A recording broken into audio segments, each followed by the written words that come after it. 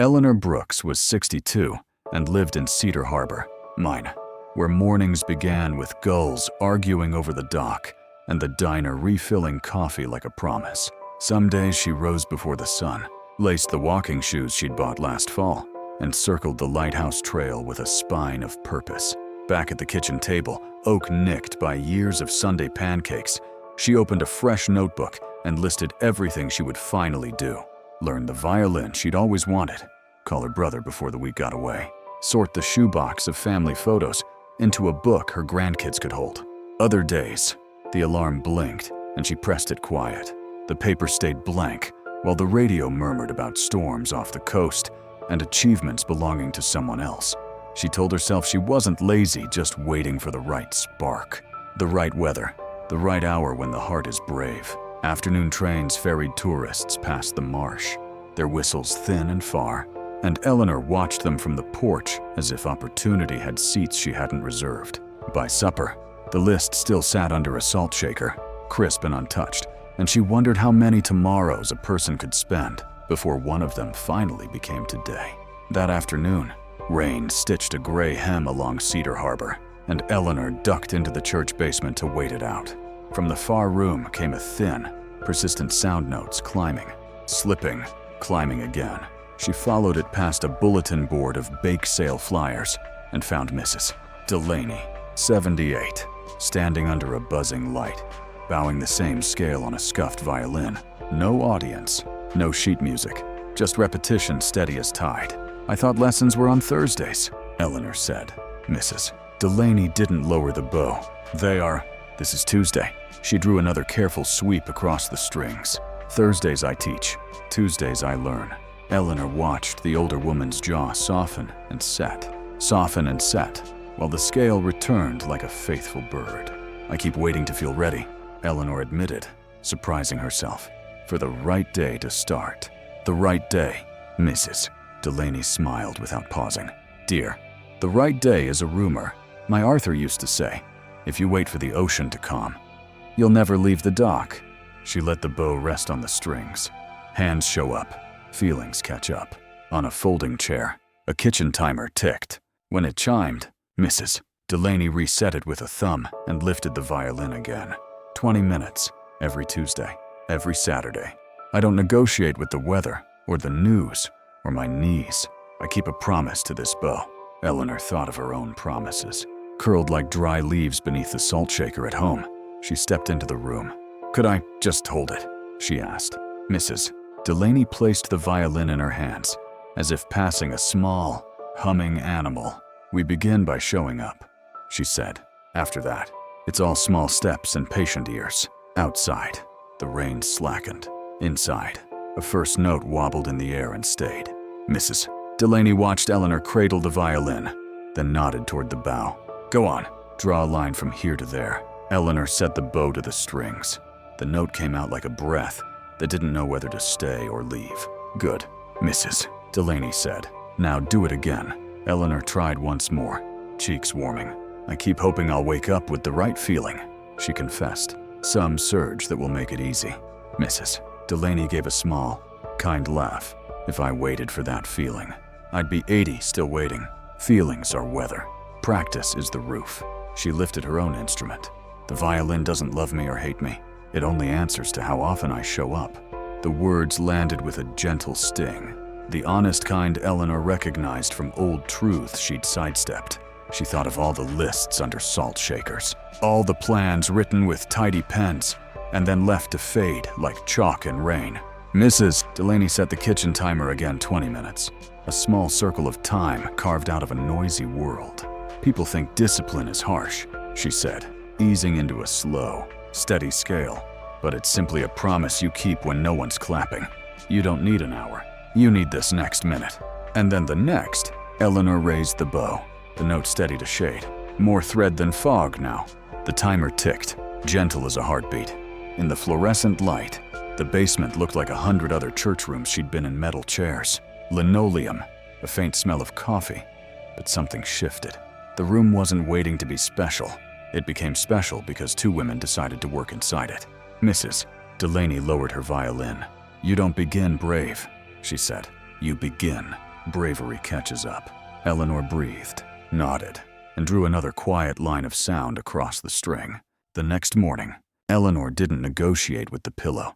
She slid her feet into slippers, clicked on the kettle, and set the kitchen timer for 10 minutes, small on purpose. Hard to dodge. Before the radio, before headlines, before she could tell herself she was too stiff. She opened the case. The violin still smelled faintly of rosin and old wood. Hands show up. Feelings catch up. She whispered and drew one long line of sound.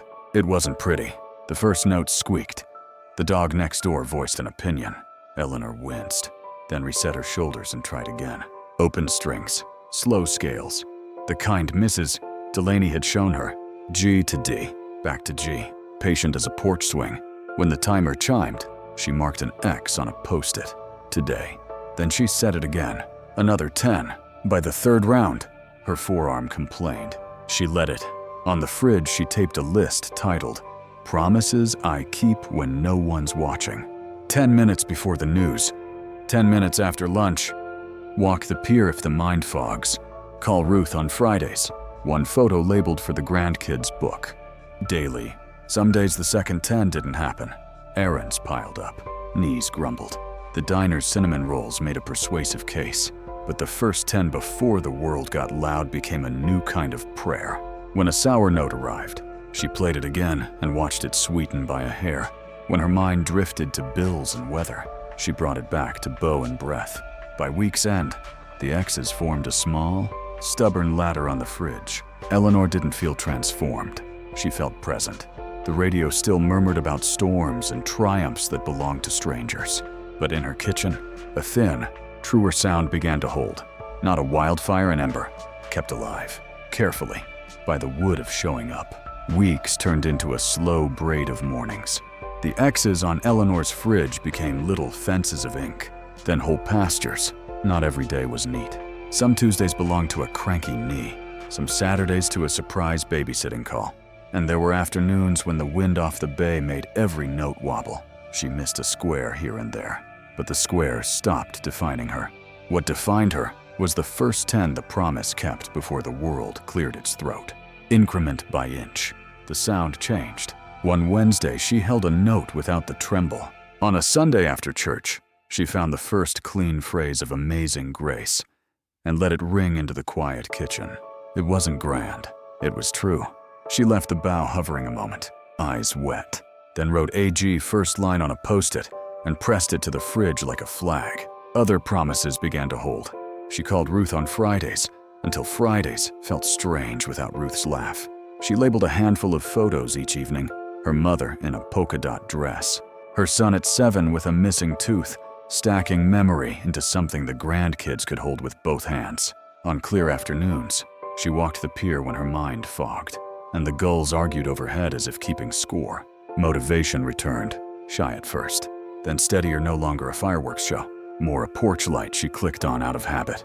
The church basement stopped being a place she visited and started being a room she belonged to. Mrs. Delaney noticed the way Eleanor's bow arm settled, the way her jaw unclenched. "See," she said, resetting the kitchen timer. "You didn't change the ocean. You learned the boat." Down by the marsh was an old footbridge, narrow and plain. One evening, Eleanor crossed it at dusk, bow case in her hand, and thought, "This is what the work has become each slat a day. Each step enough to carry me from who I was to who I am becoming." The ember held, fed by ordinary wood. On a clear Saturday, the church held its potluck in the fellowship hall. Deviled eggs, crockpots, the kind of pies that stop conversation. Someone rolled the old piano from the corner, and Mrs. Delaney tapped the lid. "Go on," she told Eleanor, setting the kitchen timer on top like a tiny brass witness. "Play the line you've earned." Eleanor's hands trembled, but not from fear, more like awe at how small steps had carried her here. She lifted the violin and found the first notes of amazing grace. The phrase held. It wasn't perfect. A child coughed, a chair squeaked, a bee wavered, then settled. But the room grew still in that ordinary way. A room does when people recognize something honest. After, a man with a veteran's cap said, "I've been meaning to start painting again. Guess I don't have to feel ready." A widow from the back added, Maybe 10 minutes is enough to begin, Mrs. Delaney only smiled. Hands show up. Feelings catch up. Eleanor walked home at dusk, past mailboxes shaped like loons and pickup trucks cooling in gravel driveways. She thought of all the years she'd waited on the weather in her heart, as if opportunity required sunshine. It didn't. It required showing up when it drizzled. That night, she moved the Post-its from the fridge into a mason jar. Not trophies promises kept. She set the timer on the counter for the morning.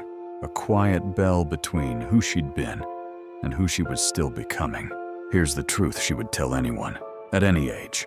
Inspiration can invite you to the dock. Discipline is the boat.